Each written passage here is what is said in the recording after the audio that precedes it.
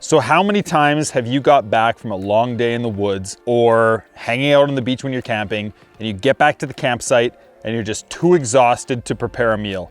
This is going to be something that you can prepare ahead of time. It only takes a few minutes. You can throw it on the fire when you get back, chill, relax, hang out around the campfire, and your meal will be ready in no time.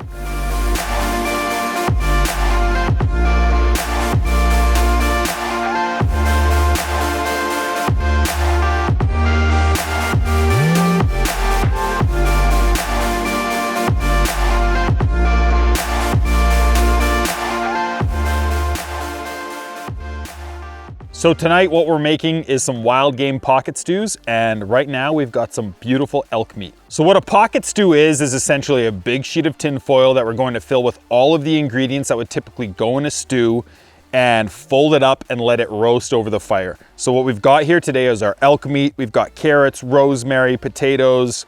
I've got some mushrooms here as well, some onions, some jalapeno. And to give it that sort of gravy stew sauce, I've got some packet gravy, and we'll add that into the pocket with some beer just to add some liquid, and that'll thicken up over the cook time.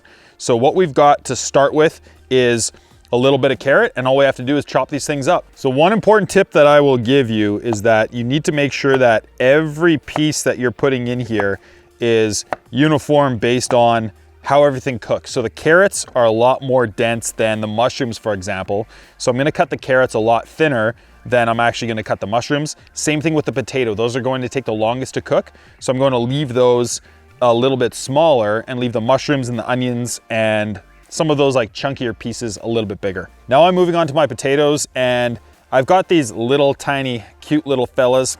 And if you have a larger potato, just make sure you cut it into small enough pieces that it's about the size of a quarter. I'm gonna give the mushrooms a chop, and we end up with about a 1 inch by 1 inch cube. So now I am unwrapping my lovely pieces of elk meat here. And just like the mushrooms, I'm going to cut them into about 1 inch by 1 inch cubes. And I've got a really amazing piece of sirloin here, so this will work perfectly for this. So we've got everything chopped up, looking perfect.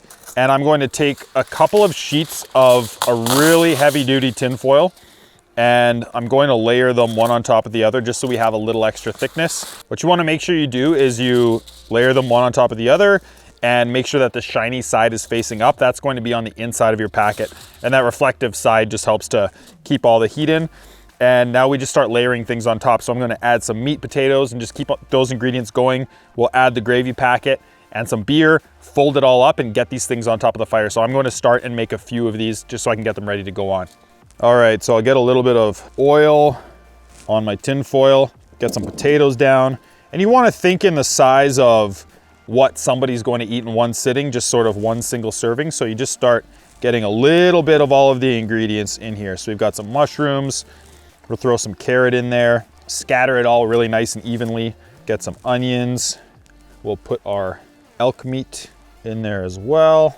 So now at this point, you can start to season things up. I just have a little bit of a chipotle spice. I'm going to get some of that on top. And just to add a bit of nice fresh flavor, we're going to add some rosemary. And if you like, you can add some jalapeno in here as well, just to add some spice.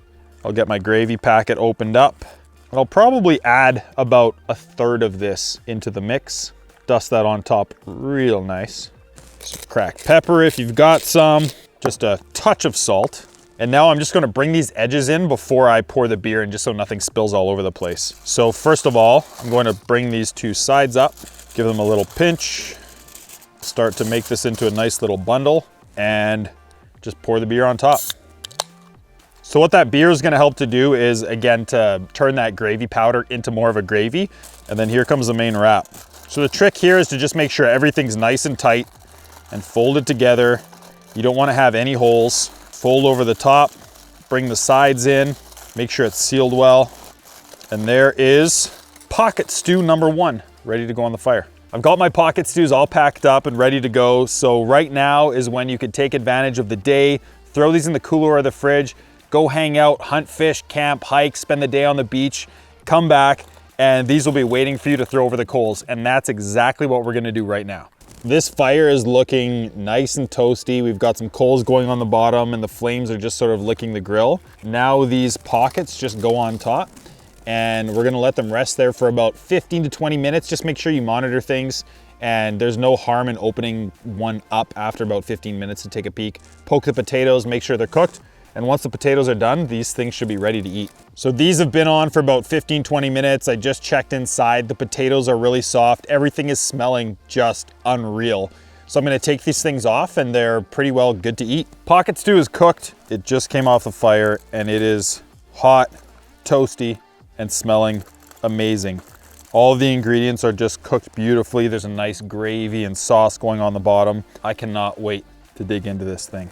I'm just gonna grab some of that elk meat, a little bit of mushroom and potato. Oh, this is exactly what you need after a long day out in the woods. So much good stuff going on. Amazing flavors. You could add some hot sauce to this or top it with really anything you like. Definitely give this one a try. For more information on this recipe, check out the blog post link below.